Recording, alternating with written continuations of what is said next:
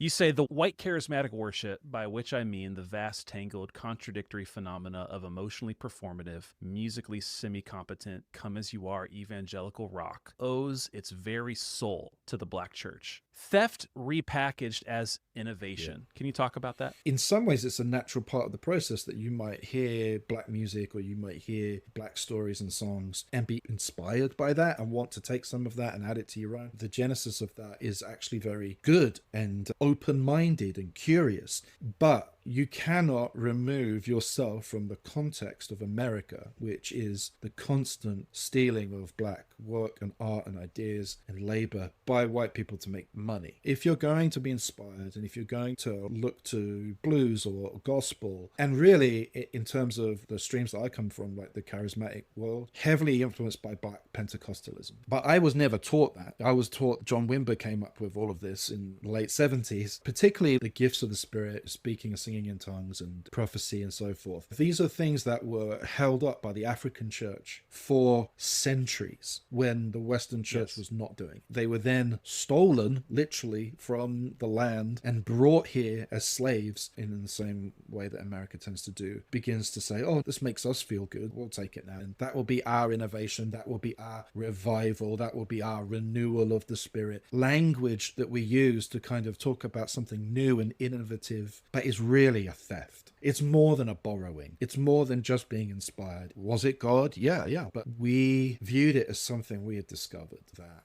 had no other roots or connections to history. You end up erasing black history. You erase it by saying, oh, this was just a move of God that spontaneously happened. But it is not new. It has actually happened in the black church for centuries.